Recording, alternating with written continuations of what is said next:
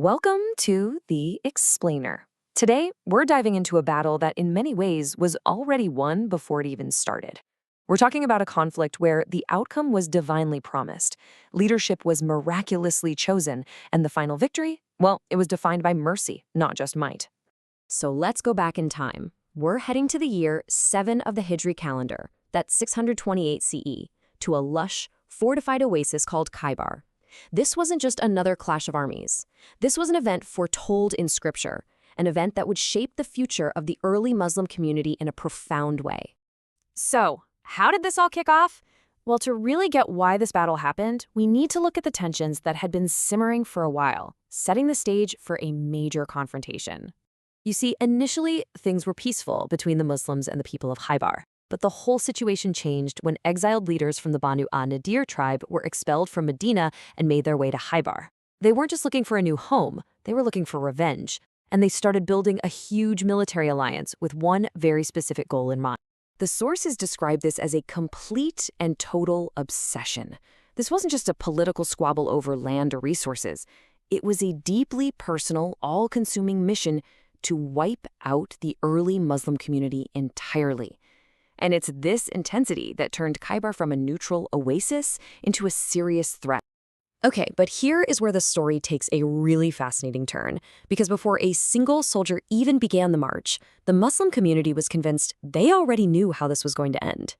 This verse right here, from Surah Al-Fat in the Quran, was revealed right after a major event called the Treaty of Hudaybiyah. For the believers, this wasn't just a hopeful prayer. It was a direct, explicit promise from God. A near victory and abundant spoils were on the horizon. So they didn't march toward Khaibar with just military strategy.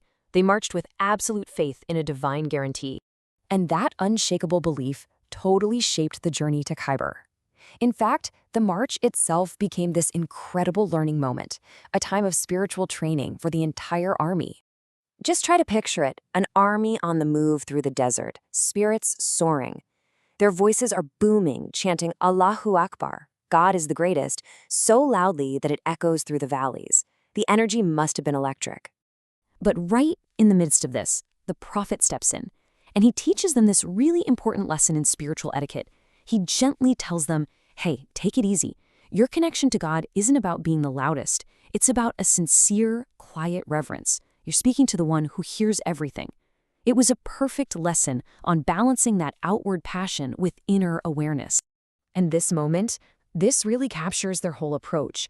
As the fortresses of Khaibar come into view for the first time, the prophet doesn't shout a battle cry. Instead, he makes this quiet prayer, asking for the good within the land and its people. The first move was a supplication for goodness, even standing on the edge of enemy territory. Now, we gotta be clear, Khaibar wasn't just some small town with a wall around it.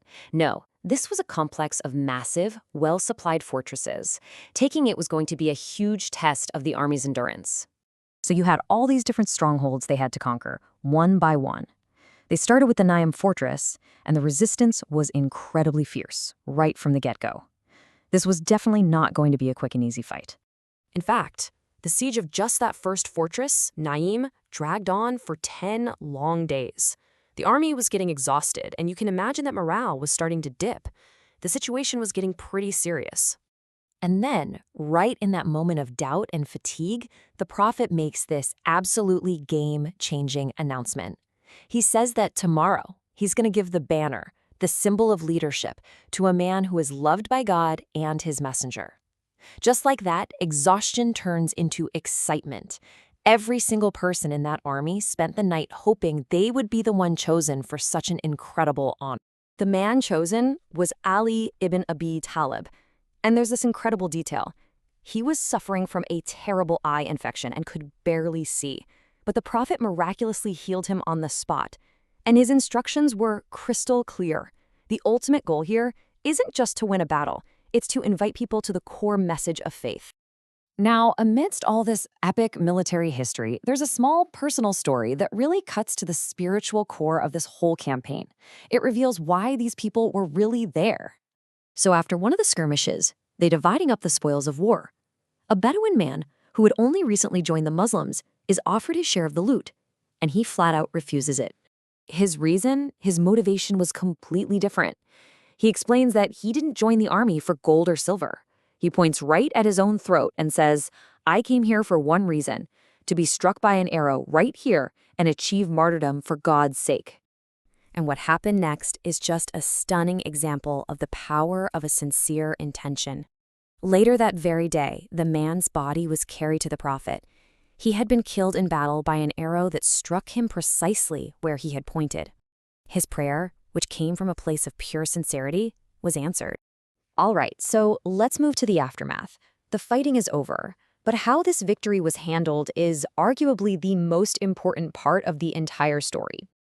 According to the sources, 93 Jewish fighters lost their lives throughout the entire campaign. On the Muslim side, the number of martyrs was between 15 and 20. But the end of the battle wasn't about revenge or destruction. Not at all.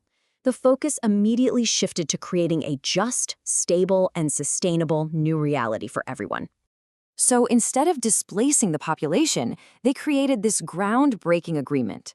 The people of Khaibar were agricultural experts, so a treaty was made allowing them to stay on their land and continue farming in exchange for a share of the harvest. And then, in this powerful act of reconciliation, the prophet married Safiya, who was the daughter of one of the slain chieftains. He granted her freedom and honor and built a powerful bridge between the two communities. So you see, the Battle of Khaibar is so much more than just a military event. It's a complete narrative about a victory that was promised from the start, earned through incredible discipline, and ultimately defined by wisdom and mercy. It's a profound lesson in faith and in how to conduct yourself through both hardship and success.